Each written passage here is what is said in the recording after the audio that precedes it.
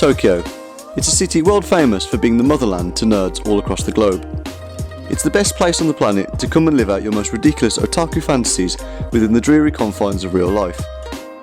One popular activity that popped up a few years ago was real-life Mario Kart.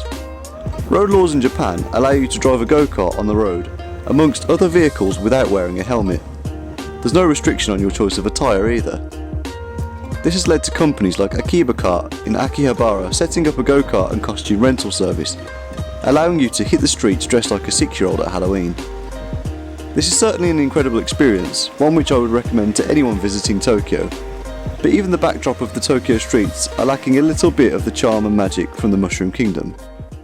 Earlier this year, news broke of a new Mario Kart VR experience that would be launching in Japan, and now it has become a reality. In the middle of Shinjuku, under the watchful gaze of Godzilla, lies the world's greatest and possibly largest arcade, VR Zone. It's home to over 20 virtual reality games and experiences, decked out with all the latest gear. For 4,400 yen, you'll get 4 different coloured tickets, red, green, yellow and blue. Each will allow you to play one game that has been assigned to that colour's group. Some of the smaller experiences can be tried for free, and others that aren't in the colour groups require a special additional ticket. Before we went to Joy Mario on the racetrack, we decided to have a look around at what else was on offer. These are all the games we've got on display. Mario Kart, this is what we came to see. I've got Dragon Ball VR. I don't know what else this is. Undoubtedly, one of the more popular games was the Dragon Ball Z experience, which allows you to unleash your very own Kamehameha beam of destruction. Visitors looking for a more sedate experience could perhaps try out the Gigiesta fishing simulator.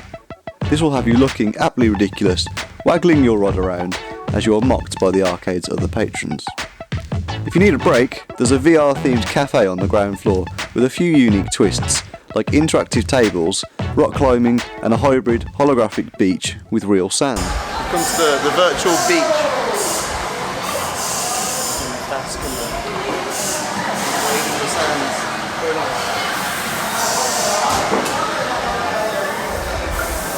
It's about as hot as a real beach as well, so it's quite nice.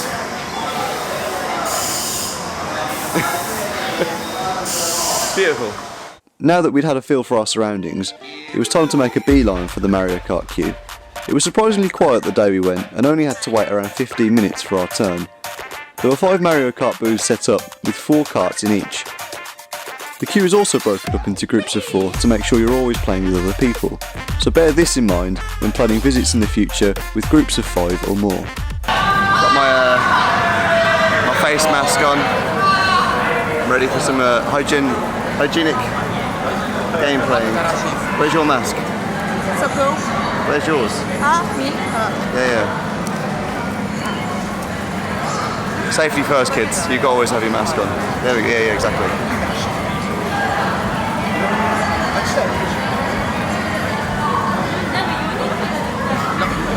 The setup was fairly impressive. You play the game sat in a full-scale digital go-kart paired with a HTC Vive headset and a controller strapped to the back of each hand. This leaves your fingers unobstructed to grab the steering wheel. Being able to overtake your opponents, then whip your head back and shoot them your best Luigi death stare was a pretty surreal experience. The most interesting part of the game was the item mechanic. As you race past item balloons, you have to reach out and grab the boxes hanging on the end of them. The most satisfying being the oversized novelty Carnival Hammer, which allows you to pulverise your opponents into the tarmac and speed off without leaving your insurance details.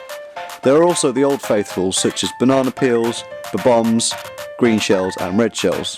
The pinnacle of the experience is when you're poised to strike, with a shell in one hand and your steering wheel in the other, drifting around a corner whilst at the same time attempting to line up the perfect race-sabotaging shot against another player.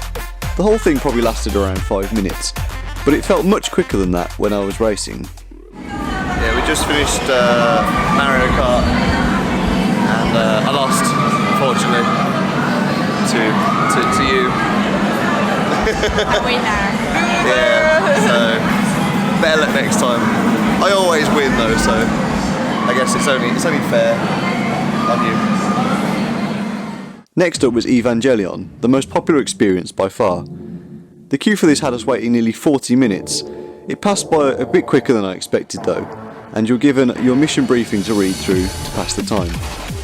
It felt like I was being prepped for surgery as I sat in the odd mechanical chair with a paper mask on, but once we were strapped into our cockpits, we were quick to forget about the mundanities of real life. Now we were piloting giant mech robots, battling against a colossal beast from another dimension, or outer space, or back in time?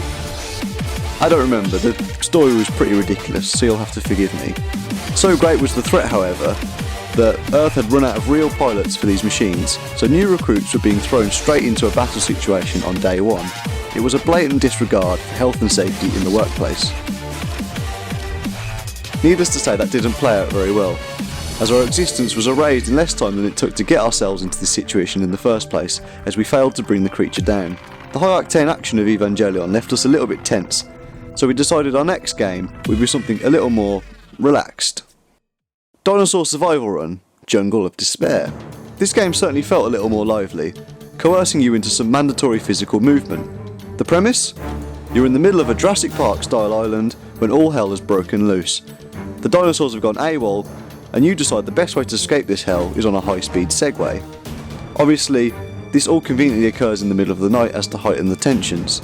There's a flashlight strapped to the front of your vehicle, which you have to activate tactically to illuminate your escape route. Unfortunately, it's being powered off a Casio watch battery, giving you approximately 45 seconds of function time.